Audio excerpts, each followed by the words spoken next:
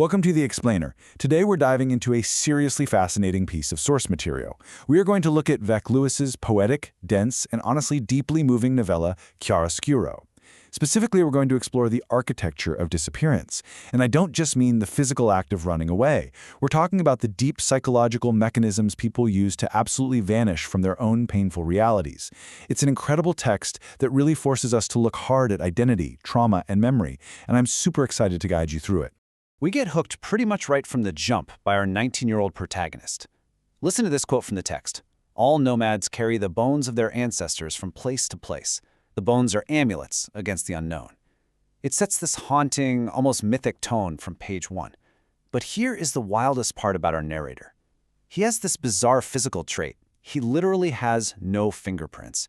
His hands are deeply creased, completely erasing any identifying marks. And this physical anomaly perfectly mirrors his deepest desire, because he is actively choosing to become a missing person. So let's get right into section 1, the art of disappearing. You know, in the world of this novella, vanishing isn't just about, say, changing your zip code. It's an absolute survival tactic against a world that feels incredibly unsafe. We've all had those moments where we just want to run away, right? Well, the text details the narrator taking this to the extreme, a literal, physical escape from his past. He books a graveyard flight under a fake name, slipping away into the night like a thief. There's this incredible moment in the source material where he describes pressing his fingers to an ink pad on his father's desk, only to pull away and find a completely blank page. He's personless. He is blissfully, entirely untrackable by the family he is so desperate to leave behind. Which brings us to a really profound question. Why do we choose to vanish from our own lives? As we move from the narrator's literal escape into his backstory, we find out this isn't just your standard teenage rebellion. It's so much deeper. Looking closely at the material, we see how his entire family uses elaborate vanishing acts and profoundly altered realities to cope with deep-seated systemic trauma. Moving on to section 2, the mother's mythic kingdom. To really understand where this urge to disappear comes from, we have to look at the narrator's mother. Talk about a woman trapped in a terrifying reality. She's married to a gangster, enduring horrific domestic violence and going through unimaginable loss. It's totally human nature to compartmentalize our pain, but she doesn't just run away. She escapes by elevating herself to absolute godhood. This brilliantly illustrates the staggering duality of her life. She trades her brutal, bruised daily existence as a housewife for this spectacular delusion where she is a luminescent, semi-divine figure. She truly believes she is the reincarnation of historical powerhouses like Nefertiti and Mary Magdalene. The source text gives us these incredibly sweeping declarations. She actually gathers a devoted coven of neighborhood friends in her living room, preaching this wild, unrivaled theology. To her, the great men of history and religion aren't just figures in a book. They are her actual past lives and cosmic lovers. It's the ultimate vanishing act, right? She completely erases the abused housewife to become a goddess. That brings us to section 3, a prophecy of return. This coping mechanism ultimately builds into the family's absolute greatest tragedy, and it triggers the mother's most elaborate myth yet. The core tragedy here revolves around the heartbreaking drowning of the narrator's 18-year-old brother, the golden child of the family. The trauma is it's too much to process.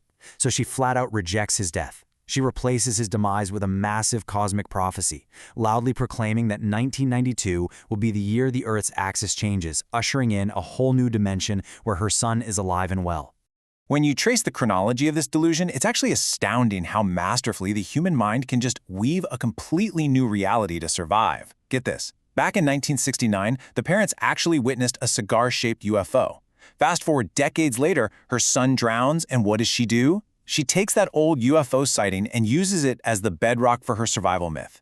She convinces herself that her son hasn't died but is reincarnated as the Lord of Electricity and is going to return to save them all in a spaceship called Foxfire. Let's shift gears to section 4, alter egos and escapism. As our narrator is trying to survive the gritty streets of Melbourne all on his own, he ends up subconsciously mirroring his mother's escapism. He officially becomes a missing person, a statistic in a file. But instead of Egyptian queens and spaceships, he finds his escape in the underground nightlife, and by creating entire alter egos. He totally embraces his erased identity. He dives deep into the queer underground scene and forms this incredibly intense bond with a gender-fluid companion named Salome. Together, they use a potent mix of elaborate costumes, clubbing, and drugs to completely blur the harsh lines of reality. They step out of their traumatized bodies and into entirely new, glamorous personas. Now, a crucial concept guiding their survival is this Latin phrase, noli me tangere. It translates to, touch me not. In the Bible, it's famously spoken by a resurrected Jesus to Mary Magdalene. But in the context of this novella, it perfectly captures the massive emotional walls we build just to protect ourselves. For the narrator and Salome, it represents their venture into survival sex work.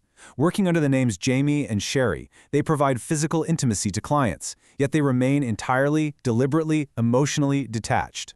And this dynamic brilliantly illustrates why they do it. The vulnerable self, the real person underneath, is traumatized, powerless, and desperately searching for safety. But the alter ego, Jaime or Sherry, they are highly desired, purely transactional, and 100% in control. Slipping into these fabricated identities allows them to survive their incredible vulnerability. The transaction is purely physical. The true self remains completely untouchable. Which leads us to Section 5, the Chiaroscuro of memory. Synthesizing all these splintered identities finally brings us to the title of the work itself, and really how we process our own fractured histories. Chiaroscuro is an art term. It defines the stark, highly dramatic contrast between dark and light. And wow, does this perfectly define the entire story. It represents the constant, jarring clash between the dark, violent reality of the narrator's childhood trauma and the blinding, almost artificial light of the myths and escapism his family invents just to survive it. It is all extreme shadows and glaring light. Late in the text, there's this moment where the narrator is flipping through a neighbor's encyclopedia of unexplained physical phenomena. Things like the Bermuda Triangle, Bigfoot, teleportation. And looking at this crazy list, it hits him. His own family history is nothing more than a series of unexplained, deliberate vanishings.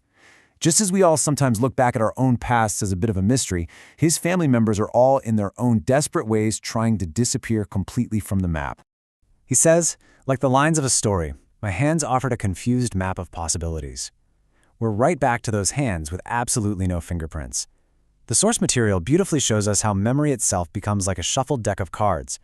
The hard, brutal truths of childhood abuse forever blend with the glittering, protective myths we invent. And so we honestly aren't certain what is real and what's just a story we told ourselves to stay alive. Which leaves us with a really provocative question to wrap things up. If survival requires us to literally rewrite our own history, who are we when the myth finally fades? I want you to take a moment and reflect on the architecture of your own memories and the masks you might wear to survive the world. Thank you so much for exploring this fascinating text with me in this explainer. I really hope it gave you as much to think about as it did me. Catch you next time.